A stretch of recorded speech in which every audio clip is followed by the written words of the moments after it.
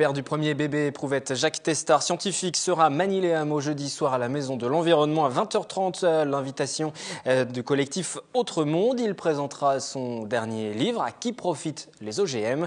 Citoyen engagé, il considère que la science est l'affaire de chacun. La recherche doit se faire de manière démocratique et nous l'avons rencontré chez lui dans les Hauts-de-Seine. Reportage Julie Rocha-Suarez.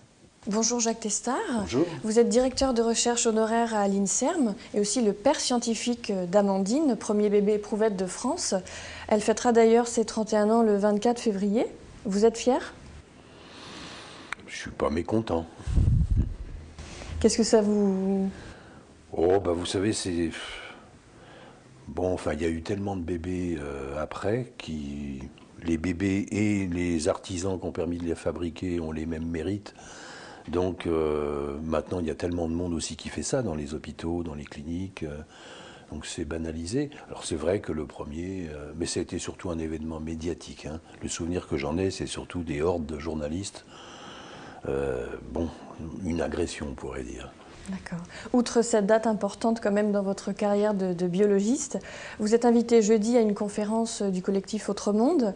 Elle s'intitule « Technosciences et démocratie ». Qu'est-ce que la technoscience ? Alors la technoscience, c'est un mot un peu ingrat. Peut-être qu'il n'aurait pas dû mettre ça sur l'affiche parce que ça fait peur aux gens. Mais c'est un mot inventé par des philosophes il y a une quarantaine d'années, des philosophes des sciences, pour désigner la nouvelle façon de faire la science. Traditionnellement, la science était surtout la recherche de connaissances, donc la soif de l'homme de connaître, enfin de la poésie, quoi, on pourrait dire. Et puis aujourd'hui, c'est essentiellement de la mise au point de techniques pour l'innovation compétitive. On entend parler sans arrêt de croissance et de compétition. C'est pas avec des idées que ça se fait, c'est avec des machines, des molécules, des brevets. Donc la science est devenue aujourd'hui une activité qui est complètement inscrite dans l'économie mondiale.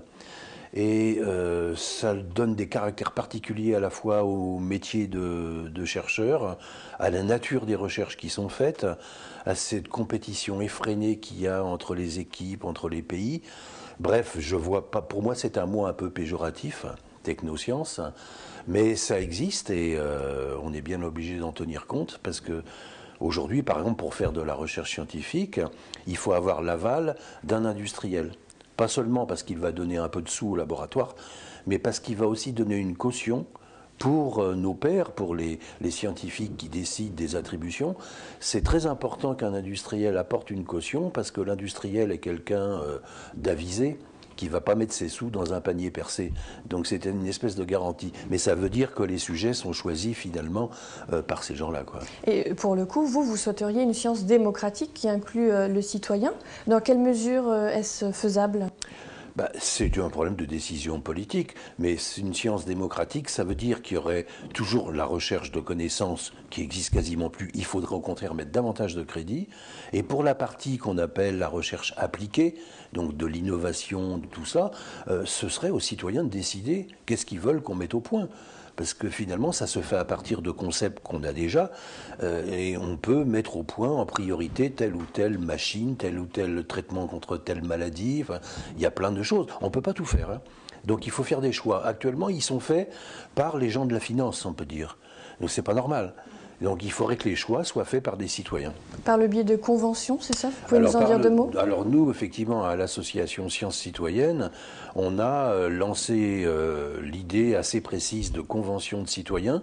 C'est un aménagement de ce qu'on appelle les conférences de citoyens, mais c'est très très flou. Donc là, on a un protocole précis qui devrait, on espère un jour, faire l'objet d'une loi, et par lequel une quinzaine de personnes tirées au sort seraient formées complètement, c'est-à-dire de façon contradictoire, on leur donnerait tous les points de vue, pendant assez longtemps pour qu'elles soient parfaitement éclairées et qu'elles puissent donner un avis qui servirait aux politiques à prendre des grandes décisions. Vous avez un exemple de débat dans l'actualité dans lequel les citoyens pourraient être interrogés? Je pense notamment à l'assistance médicale à la procréation pour les homosexuels ou... Oui, bah, par exemple, il y a énormément de points, des points assez précis. Alors par exemple celui-là, oui, les homosexuels dans la procréation assistée, effectivement c'est un sujet qui peut être débattu par des citoyens bien informés et qui n'ont pas d'intérêt particulier. C'est-à-dire qu'on ne mettrait pas d'homosexuels dans cette assemblée.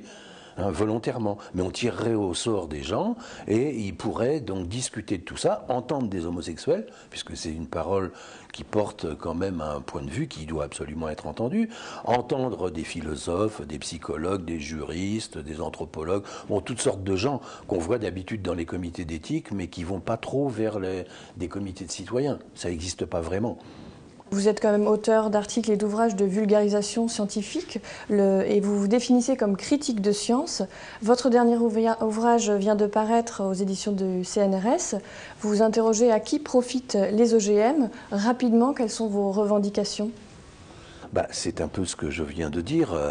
D'abord, les OGM, il faudrait demander aux gens s'ils en veulent. Alors, quand on dit OGM, là on n'a pas le temps de détailler, mais on parle des plantes, hein, parce qu'il y a d'autres OGM qui sont utiles. Mais on parle des plantes, les PJM, les plantes génétiquement modifiées, qui ne servent à rien pour les consommateurs. C'est ça qu'il faut quand même répéter, et qu'on est en train de nous imposer, parce que les multinationales veulent absolument nous imposer ces plantes-là. Donc elles présentent certains risques. Bon, il y a eu l'affaire Serralini qui a montré que des rats pouvaient avoir des tumeurs. Il y a d'autres publications scientifiques qui montrent que c'est pas si sûr. Mais de toute façon, si elles n'ont aucun avantage, on n'a pas à prendre le moindre risque. Et les risques, c'est pas seulement les risques sanitaires, c'est des risques pour l'économie agricole, pour la vie des paysans, pour la biodiversité. Donc c'est quelque chose qui peut chambouler complètement tout le territoire agricole, toute l'alimentation mondiale, alors que ça n'a aucun avantage. Il faut vraiment que les lobbies soient très puissants pour arriver à nous imposer cette chose. Et vous parlez justement d'alimentation. On va terminer sur cette question d'actualité. Comment réagissez-vous au scandale de la viande chevaline dans les plats surgelés indiqués pur bœuf? Est-ce qu'une filière à revoir ? C'est pas seulement une filière à revoir, c'est tout le système qui est à revoir. C'est comment... c'est d'abord les pénalités. Qu'est-ce que risquent les gens qui font ça? Ils vont avoir une amende? Non. S'ils avaient 20 ans de prison, je pense qu'ils réfléchiraient un peu avant. Donc je crois qu'il y a, je veux dire, quelqu'un qui vole du pain dans une boulangerie est davantage condamné que ces types-là qui ont vraiment fait une fraude délibérée pour gagner beaucoup d'argent. Ça, c'est pas normal. Donc il y a un problème de justice sociale qu'on retrouve là, et je crois pas que les gens soient parfaits. Donc il faut, quand des gens ont des responsabilités, ce qui est le cas des gens qui nous livrent l'alimentation, il faut qu'ils soient obligés de respecter des normes, et pour ça, il faut leur faire un peu peur. Merci Jacques Testard de nous avoir reçus. Je rappelle que l'on peut vous retrouver ce jeudi à la Maison de l'Environnement de Manille-les-Hameaux pour une conférence débat à 20h30 sur le thème Technosciences et démocratie.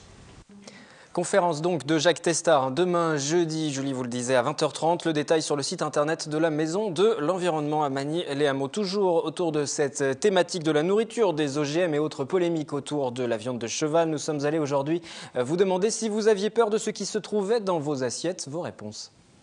Oui, je fais attention à ce qu'il y a dans mon assiette, absolument. En raison de tout ce qui se passe au niveau alimentaire, hein, de l'élevage, des produits chimiques, etc. Non. Mais parce que j'achète des produits simples, des produits naturels et je les transforme moi-même. Pas trop. Pas trop, parce que je pense qu'il faut rester modéré. Donc après, la viande de cheval, c'est une viande comme une autre. Hein, donc... Après, bon, c'est le mensonge sur l'étiquetage, voilà. Je suis assistante maternelle et je cuisine tout pour les enfants parce que j'ai peur de ce qu'il y a dans les assiettes, dans les plats cuisinés. Qu'on ne nous dise pas tout. Non. Parce que si on a peur de tout, on ne fait plus rien après. Voilà. Donc il ne faut pas trop fumer, pas trop manger, pas trop boire, pas trop de sel, pas trop de sucre, pas trop de gras. Voilà. Donc je fais attention de bien pas suivre ces recommandations.